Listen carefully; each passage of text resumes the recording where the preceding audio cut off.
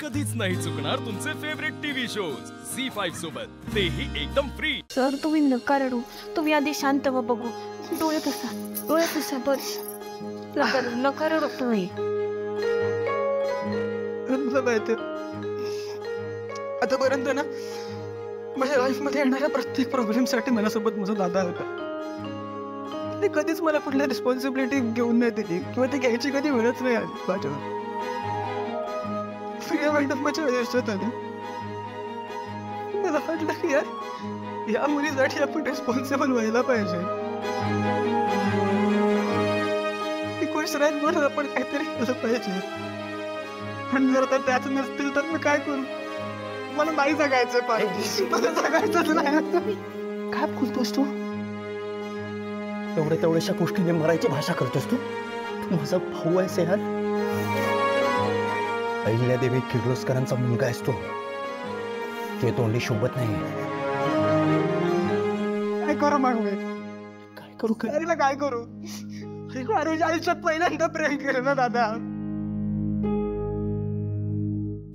मला सांग, तू आजपर्यंत सगळ्या गोष्टी मिळवून दिलास नाही, म्हणजे मी एक बोट दाखवलं आणि तू ते गोष्ट माझ्या समोर आणून दिली असता। हो आता माझं प्रेम हरवलं, प्लीज मला मिळवून दे, माझं प्रेम मिळवून दे।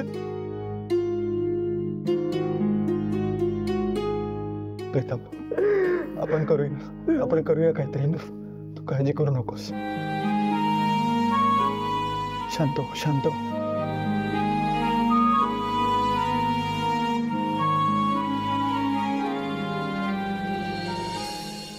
येऊ का? ये ना। काय चाललंय? काही नाही। नक्की?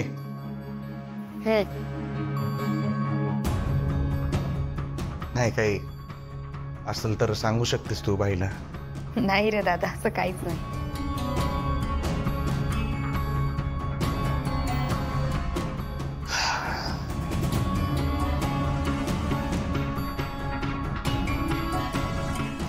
तू खुश आहेस ना? नाही ते स्थळ येणार आहे ना आज तुला बघायला, आपल्या आबासाहेबांनी निवडलंय स्थळ, त्यामुळे चांगलंच असणार अगं। तुला वाटत असेल आज भाईला काय झालंय,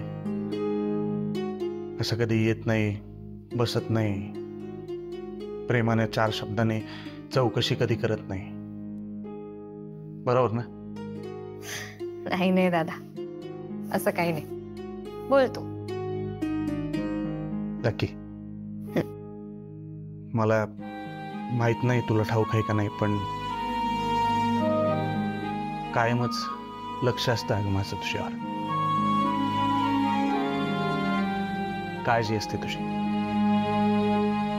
आता नाही, लहानपणापासूनच,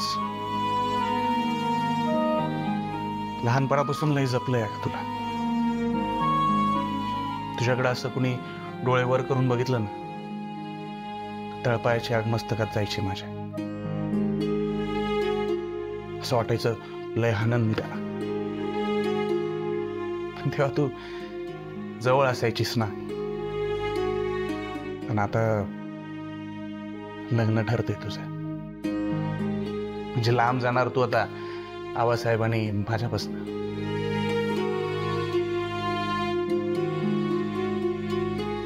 तू घरात असलीस की कसं सगळं छान असतं बघ,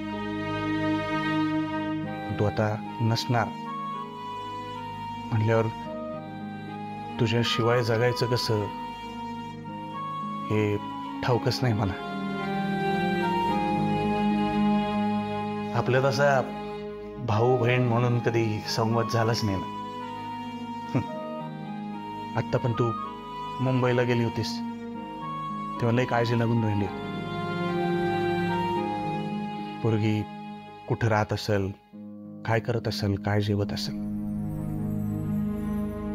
का माहिती? कारण जीव आहेस तू आमचा, माझा आणि आबासाहेबांचा। जान है समझी। हे बघ प्रिया, तुझा आनंद लय महत्वाचा आहे आमच्यासाठी। हे स्थळ आबासाहेबांनी शोधून आणले, त्यामुळे चांगलेच असणार ना ग।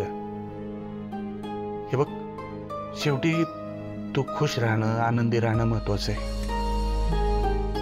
तू खुश तर तुझा हा भाई खुश।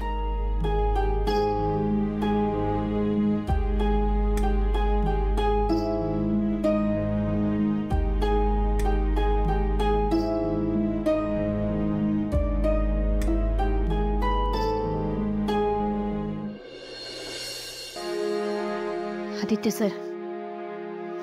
सर, हे बघा, मला माहिती आहे तुम्हाला लई टेन्शन आलं आहे, पण तुम्ही नका ना काळजी करू। हे बघा, बाहेर आबासाहेब आवाज देत आहेत, तयारी झाली का म्हणून तुम्ही काय सांगणार आहात त्यांना? काय सांगायचं आपण?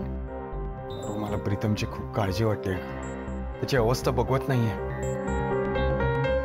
आय मीन मी याआधी सुद्धा त्याला वाईटातल्या वाईट सिच्युएशन मधून बाहेर काढलाय, पण ही सिच्युएशन कशी टॅकल करू ना तेच कळत नाहीये मला। सर, तुम्ही नका काळजी करू। तो आहे ना तिथं बसलेला, विघ्न अर्थ आहे तो, त्याला समज कळतं, समज बघत असतो तो। प्रीतमला काही होणार नाही ना? सर, पहिल्यांदा इतका इन्व्हॉल्व झालाय कुणामध्ये तरी, त्याचं मन इतरांना वाटतं तसं दगडाचं नाहीये, लहान मुलासारखं आहे त्याचं मन, आणि हे फक्त मला माहिती आहे। मला माहित आहे आदित्य सर, तुमच्या एवढं नाही, पण मी बी ओळखते प्रीतम सरांना। प्रीतम सरांनी आयुष्यात काहीतरी पहिल्यांदा मनापासून करण्याचा निर्णय घेतलाय। प्रीतम सरांनी खरं प्रेम केलंय, त्यांच्या प्रेमात एवढी ताकद आहे ना की त्यांना त्यांचं प्रेम मिळणार म्हणजे मिळणार। आता बाप्पाच काहीतरी मार्ग काढेल। सर, आपलं ठरलंय ना की प्रिया मॅडम आणि प्रीतम सरांचं लगीन होणार, हे नक्की।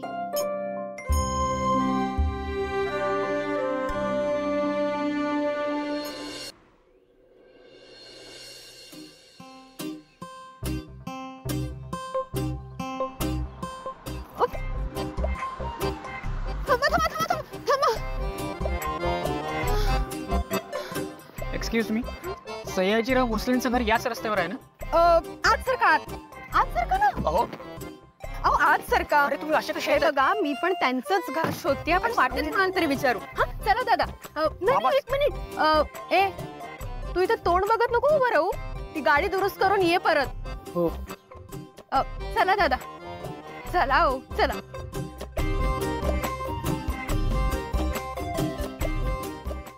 झी5 ॲप डाउनलोड करा आणि पहा सर्व एपिसोड्स एकदम फ्री।